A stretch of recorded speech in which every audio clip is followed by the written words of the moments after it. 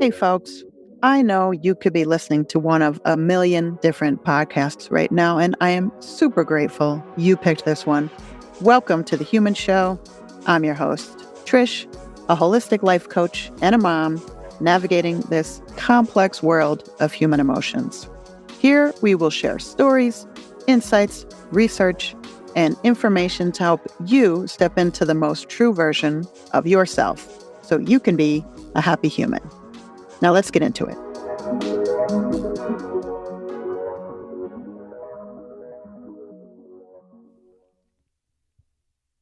Hey, folks.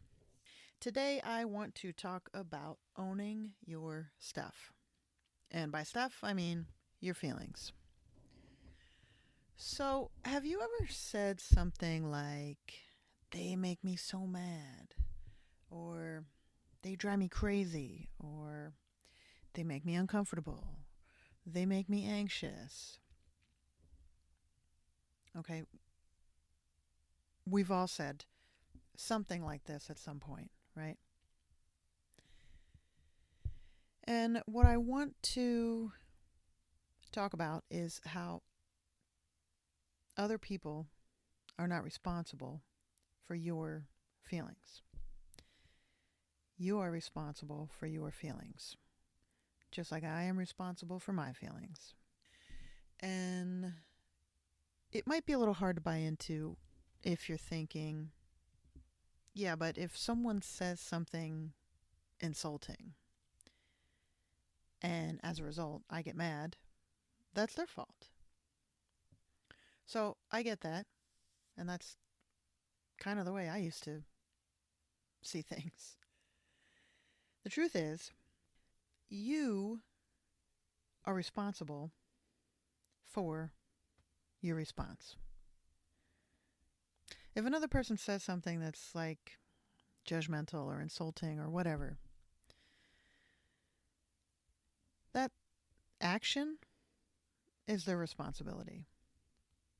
Your response to their words or their actions, that's your responsibility. So that's where the distinction lies. Another's actions versus your response. Okay, two very separate things. Your response is your responsibility. Have I said that enough yet? So all of your feelings are yours. Whether it's anger, nervousness, fear, happiness, excitement, jealousy. Okay, jealousy.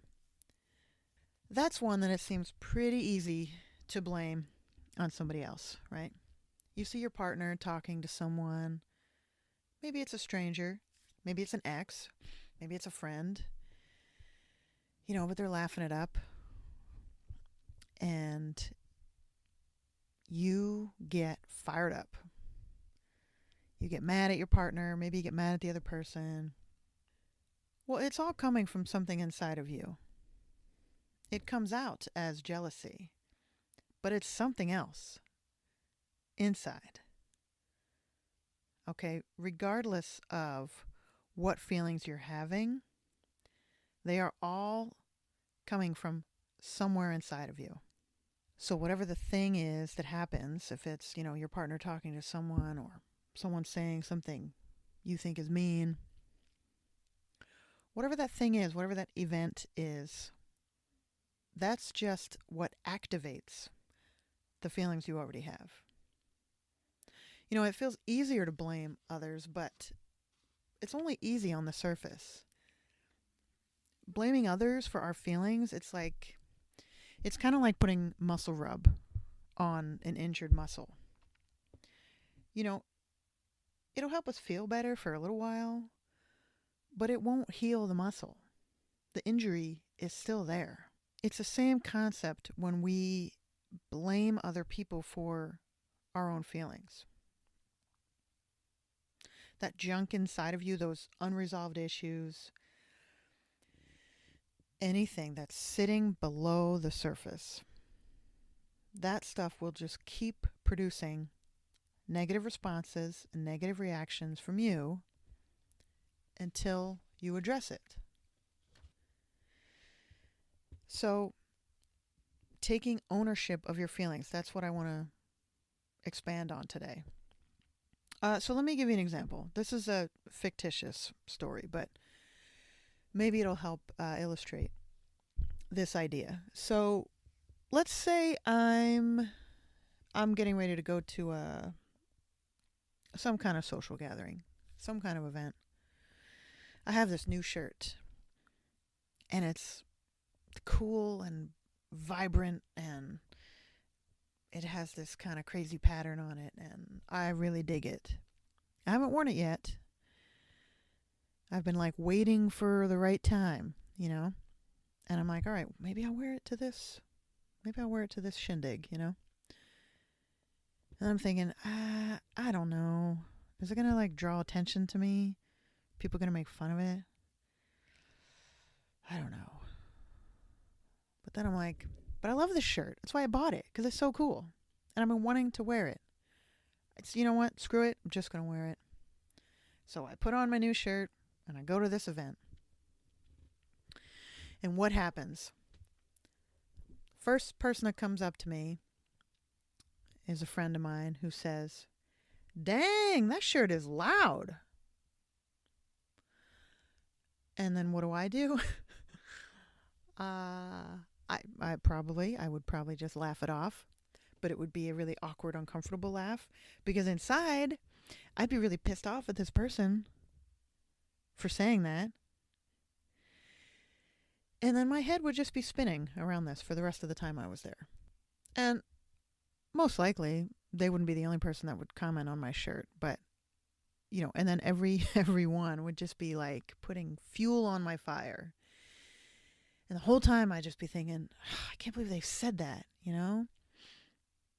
And I'd be having a lousy time because I wouldn't be able to relax and enjoy myself. And I would be blaming it on this person, you know, because they ruined my time, because they criticized my shirt. So, does this scenario sound familiar to anyone? Like I said, this is made up, but you know, now that I think about it, this may have happened at some point in my past, you know, or something similar. Anyway, so what was really going on here? Well, when I was getting ready and I looked at this shirt, I was a little nervous. I was not sure. I was questioning whether or not to wear this shirt. So part of me was like, I love this shirt. I really want to wear it. And another part of me was like, I don't know. I'm not sure about this. So the part that wanted to wear the shirt won. But that other nervous, unsure, doubtful part was still in there. So when my friends said whatever they said, what happened was their words activated that nervous part inside me, and it brought it to the surface. So I was already unsure about how I would look in this shirt. I was already feeling a little self-conscious. So when someone else said something, all it did was activate what I was already feeling. You know, it reminds me of something my teacher often says, that we're all mirrors for each other. People in our life are mirrors because they reflect things back to us about ourselves. So if we're affected by something that we don't like about someone else, it's because it's a reflection of something we don't like about ourselves. Another aspect of this concept is that, you know, no one can make us believe something about ourselves that we don't already believe to be true. So I think the whole shirt example is a good illustration of this, because, you know, I saw my friend's comment as sort of an insult. You know, I felt offended. But that's because I already felt that way inside. I already thought the shirt was loud when I was looking at it and trying to decide whether or not to wear it. I was already self-conscious. I was already questioning. I already had the belief that the shirt was loud. You know, years ago, I was in a therapy session, and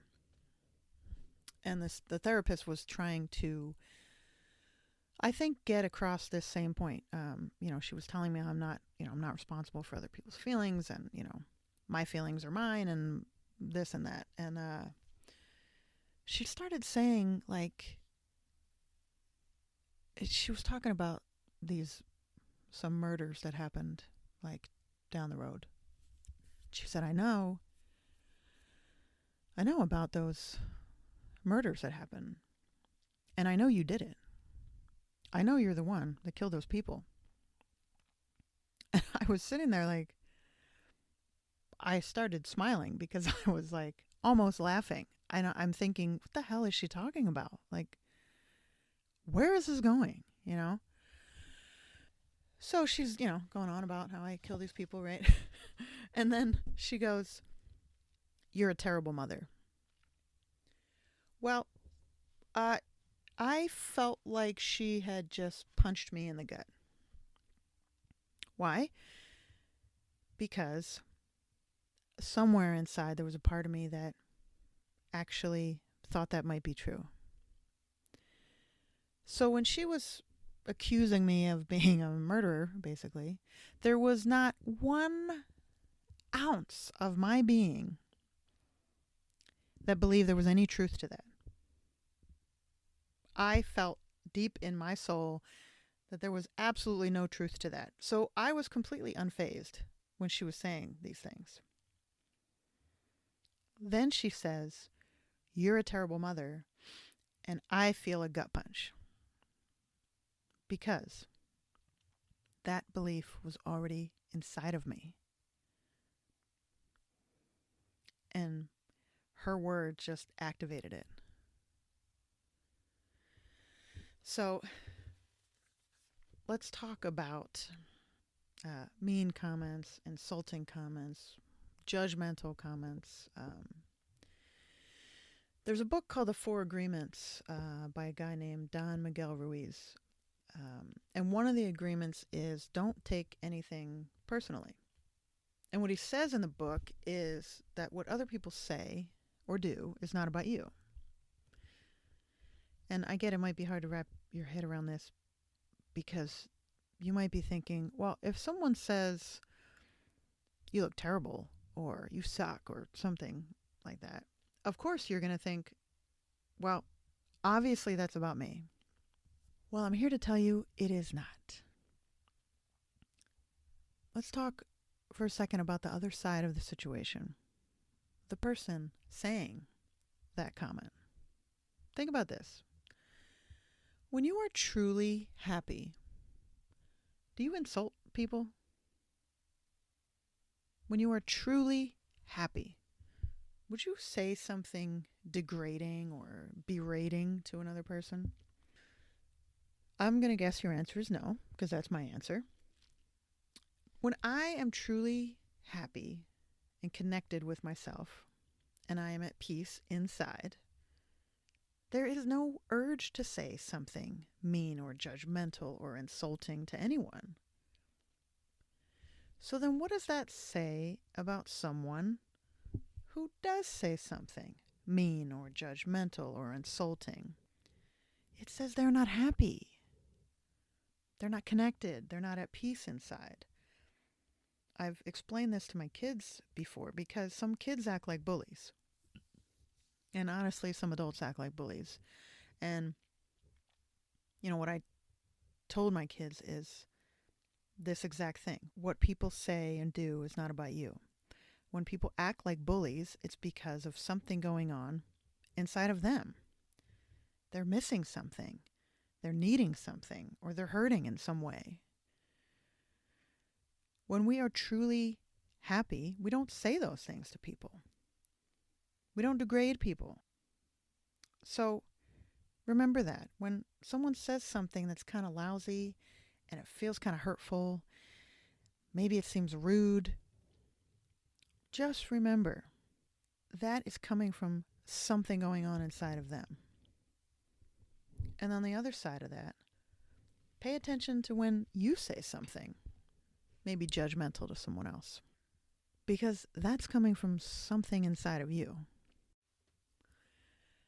All right, here's another example. of owning your feelings. This one's a real life example. This actually happened. So years ago, there was someone, an acquaintance. They were friends with people I knew, but I didn't really like being around this person. And I would get irritated with them. I would get irritated when they were around. So I just kind of avoided them. And I didn't see them very often, so I didn't think it was a big deal. But every time I was around them, I'd end up feeling irritated and annoyed. And it got to the point of almost being animosity towards this person. So eventually, I started looking at myself because I was trying to figure this out. And I sort of looked at the situation from a different angle. And I was like, okay, what's going on here? What am I really feeling? What is underneath this anger and irritation? Well, this person is really outgoing. I'm not outgoing. Okay, so they're reflecting back to me something I don't like about myself, which is that I am sometimes nervous in social situations. I wish it was easier for me to talk to people. Another part is that they take the spotlight when they're around. People talk to them when they're around. So I start digging a little deeper underneath these feelings. And now I think, well, my friends might want to talk to them more than they want to talk to me. My friends might want to be around them more than they want to be around me. So that means, potentially, if this person keeps coming around, I could lose my friends. So there it is. Fear of abandonment. So who knew that my irritation around this person was because of a fear of abandonment? When it all started, if someone had said to me, oh, that's just your fear of abandonment, yeah, I probably would have been like, get out of my face. It can be hard to hear this stuff from someone else. Ultimately, you need to be the one that sees it and accepts it in order to process it. I was the one that had to dig in and do my own self-exploration to process this. I wouldn't have received it very well if someone else just said it to me. I needed to work through it. And honestly, it was pretty fascinating. Because after I peeled away all the layers and I got down to the bottom, just sitting there at the bottom was this fear of abandonment. Like, fascinating. And it has nothing to do with that other person and everything to do with me. And this is the kind of thing that we do in coaching sessions. Like, we start peeling back layers, digging in, and try to find what's buried underneath. And 9 times out of 10, these unfavorable, unpleasant feelings that surge in us, they stem from things that happen in childhood. And that's not anyone's fault. We're not blaming anyone's parents here. It's just what happens because, the child brain absorbs everything. It takes in everything as truth. Let's say when I was 7 or 8 years old, I stayed after school and I thought I was going to be picked up at a certain time and nobody showed up. So from a child's perspective, this feels like I'm all alone. My grown-up didn't show up. So now what's going to happen? Will they ever come back? This can be really, really terrifying for a child. And the emotional effects of that one event can stay with a person as they grow. It leaves a mark. And that mark that is left can show up in all different ways and in different areas of a person's life as they grow. I mean, this is what triggers are. I won't go into triggers now. I think triggers deserve their own episodes, so stay tuned for that. So, all right, now that I've told you, if you get mad or jealous or irritated or what have you, that it's on you. So now what? Well, what I invite you to do is just start noticing. The first step in making intentional change is awareness. So I would like you to start noticing. If someone says something to you and you immediately feel defensive or angry or offended, or you feel like your head's on fire, or you feel like you were just punched in the gut, just notice it. There's no judgment here. This is just observation.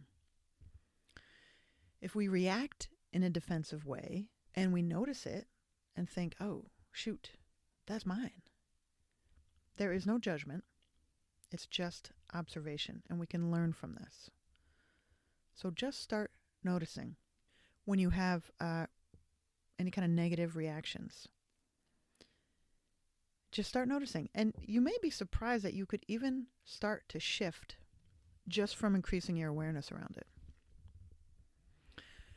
All right, so I've been talking about anger and irritation and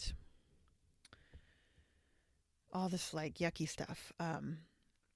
I want you to know that owning your stuff, it also applies to the good stuff, the pleasant feelings like happiness and joy and excitement. That's ours too. Think about this. Have you ever said something like, they make me so happy? Or, I want to find someone who makes me happy. I've heard so many people say things like this. And if you say, oh, my partner makes me so happy. Well, what happens if your partner is no longer there? If you're happy because of your partner, then are you unhappy if your partner leaves? Or not even leaving, what if your partner has a rough day and they're miserable or depressed? Are you then also sad?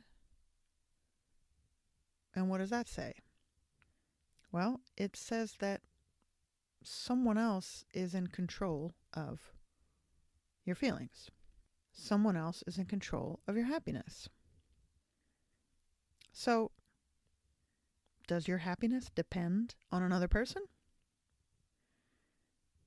So, the first step here is recognizing that your happiness is yours. If you believe that the person you're in a relationship with makes you happy, then you're likely going to find yourself frequently disappointed in your relationship. This is because you're depending on someone else to create happiness for you, and every time it doesn't happen, you're let down. So if you're depending on someone else to create happiness for you, then you're never going to be truly happy. When you start taking ownership of your happiness and taking responsibility, then you will start to be truly happy. Okay? You're happy when you allow yourself to be happy. If you're happy, it's because you're open to feeling happiness. You're open to feeling joy. It's not because of what someone else said or did. It's because you are open to feeling that emotion. Another phrase I've heard loads of times is, this changed my life. Have you ever said that? This changed my life. Or that person changed my life. Or this class changed my life. Or this album changed my life. I've heard this so many times, so many different ways.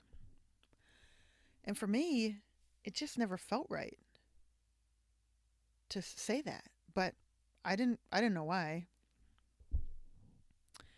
A few years ago, I figured out why. I started doing some work on myself, and it finally became clear to me that my life was changing because of what I was doing. So that's why it didn't feel right to say that something else changed my life, because I was the one doing the changing. So ask yourself, do you want to give someone else or something else credit for your changes? If you listen to my first episode, you heard my story of being in a low place and getting myself out. I read books, I listened to podcasts, I watched TED Talks. I just absorbed and learned whatever I could in order to overcome what I was going through. I changed my life by applying what I learned. None of those books changed my life. None of the podcasts changed my life. They all provided information that I used to change my own life. Someone else could listen to the same podcasts that I listened to and not change at all, because it's not the thing that's doing the changing, it's the person. I was ready. I was ready for the change, and I embraced it, and I did what I needed to do. So I get the credit for that. Not the books and the podcasts and the videos and all the other stuff. It was mine. I completed a coaching certification program, which was a huge deal for me. I learned a ton. I worked really hard. And I even made some new, really meaningful friendships. It was huge. And I don't say that program changed my life. I recognize that if my life changes, it's because of the things I'm doing. And that's what I want you to recognize about yourself. That's the whole point here, is taking ownership for our feelings, our actions, and things that happen in our life, whether they're good or bad. We need to take ownership for them. We need to take off the they, them glasses and put on the I, me glasses. We need to own our stuff. It may be hard to own the yucky feelings, like anger and resentment and sadness. It'd be nice to just hand them off to someone else. But when we do that, we can't heal. Remember, there is power in owning your stuff. When you own it, you can change it. So the more you take ownership of your stuff, the more power you will give yourself to change things when you want to. So again, I just want you to start noticing. If you say, oh, that makes me so happy, or, oh, that makes me so mad, or, oh, that just changed my life. Just notice. Again, there's no judgment here. Please, be nice to yourself. There is no judgment. We get judgment from so many places in our life. We don't need to do it to ourselves, okay? So there's no judgment here. Just observation. I want you to start noticing when you say these things. And that's the first step. And when you catch yourself saying one of these things, remember, there's no judgment. When you notice it, pat yourself on the back for noticing it. Because now you've just given yourself an opportunity to make a change. And if you want to take the next step, start writing about what you notice. When you say, they make me so mad, write about it. See what comes up. And if journaling is new for you, or if you're like, journaling's not my thing, it doesn't have to be anything planned out or organized. You don't need a special book. You don't need journal prompts. You don't have to write a certain way. You just write whatever you think. You just write, this person said blank, and I got mad. Write what was happening. Write where you were. Just write whatever comes up. And if you're not in a place where you can write, if something happens at work, or maybe you don't have the privacy to write, or maybe you're in your car, I use the notes app on my phone, like all the time. And I'll do just a voice to text note of, something that comes up that I want to remember to revisit later. You can also do voice notes, like we're actually recording yourself talking. Some people do that as their way of journaling. So just, write it down, whatever it is. When you catch yourself saying one of these things, when you catch yourself blaming your feelings on something outside of you, make a note of it. And here's a challenge for you. ask yourself, do I make me happy?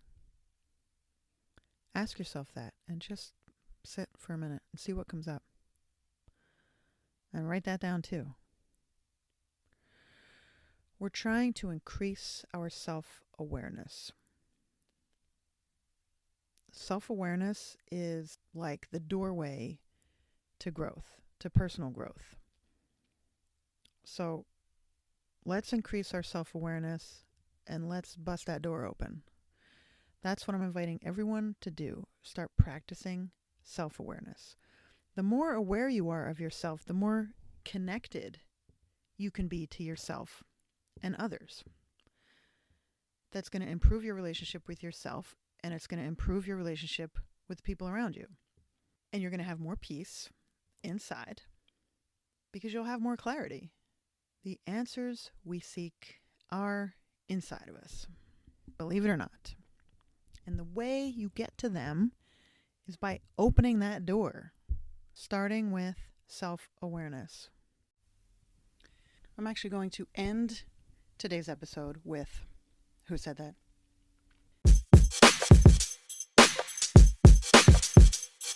Who said that? Who said that? Who said that? Who said that? Who said that? Who said that? Who said that? Until we have met the monsters in ourselves, we keep trying to slay them in the outer world. And we find that we cannot. For all darkness in the world stems from darkness in the heart. And it is there that we must do our work. That is from Marianne Williamson, from her book, Everyday Grace.